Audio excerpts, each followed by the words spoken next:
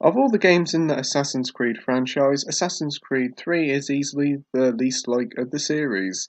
The title was bogged down by a boring protagonist and a bloated prologue, but for all the hate, the game did have its fans, and it was a pretty beautiful looking game for its time and a huge seller.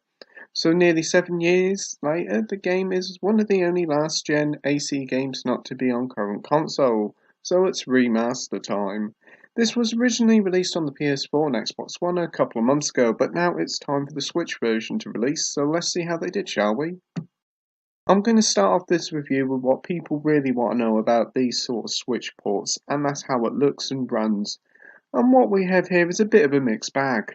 The game is a remaster of the 2012 original, and on PS4 and Xbox One the game has received a rather lovely conversion with significant lighting and texture improvements, though it wasn't all great as some of the faces did look noticeably off. As for the Switch version, this is really a bit of a disappointment. What we have here is essentially a slight improvement version over the last gen game. The graphics are a little bit more improved with a bit more resolution, but a lot of the light and draw distance improvements on the PS4 and Xbox One version are nowhere to be seen here. The version does look okay, but it does suffer plenty of texture popping and an inconsistent frame rate. Going through the game's cities on foot or by horse, the frame rate is constantly dipping all the time. Playing in portable play is the best way to play as it's probably the most impressive.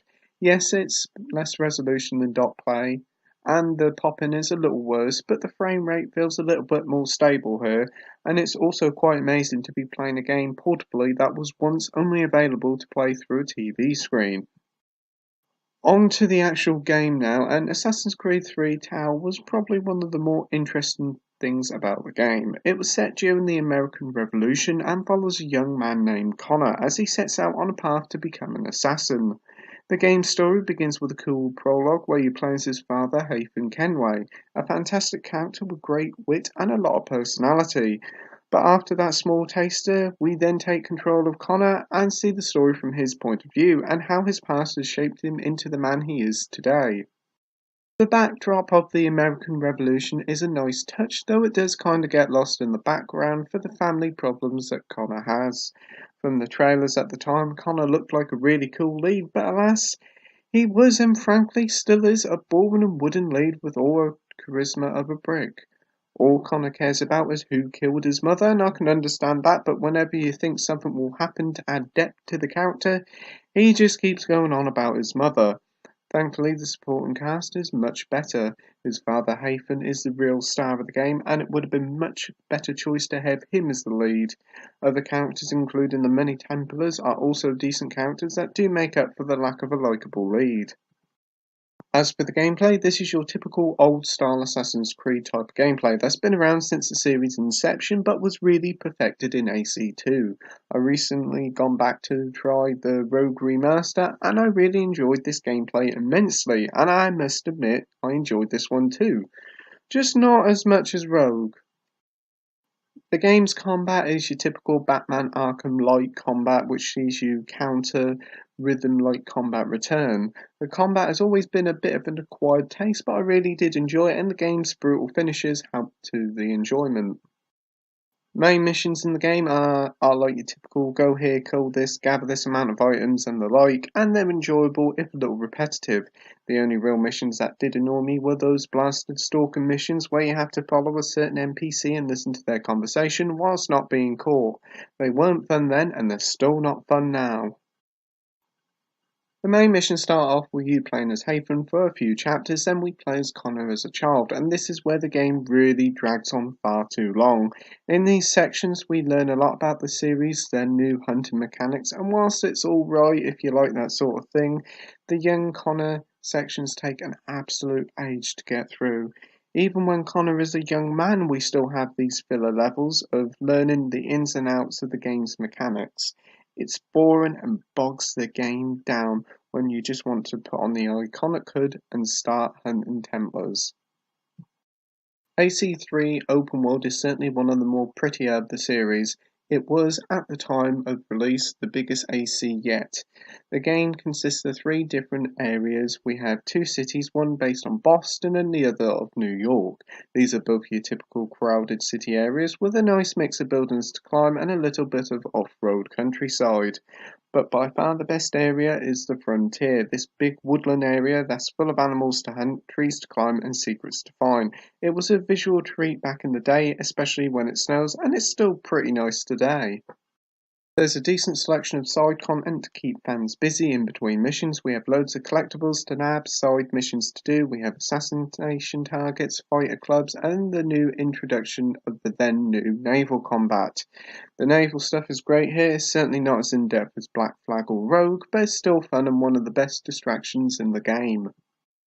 As for the game's length, we've got a pretty lengthy title here. You're talking around a good 20 odd hours just to go through the story, but you could be easily taking 30 plus hours on a normal playthrough with all the side stuff.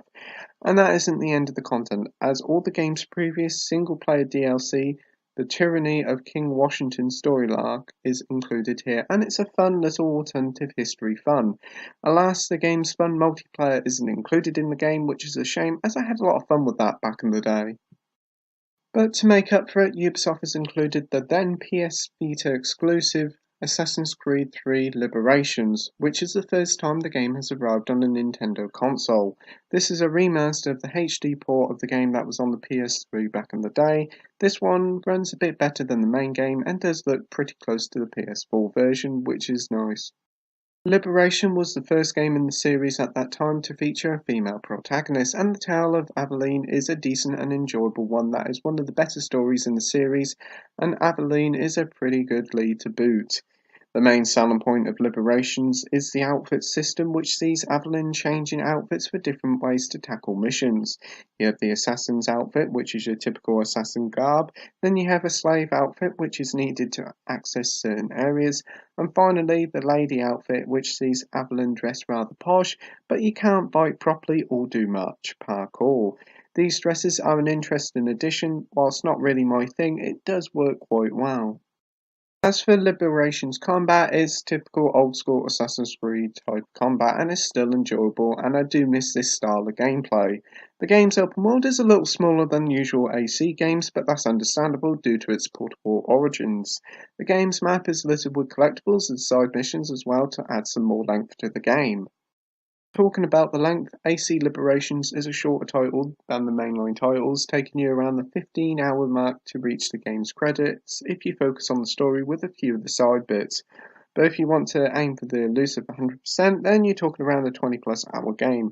Add that to the 40 to 50 hours it takes you to 100% AC3, then you've got a lengthy bundle of games.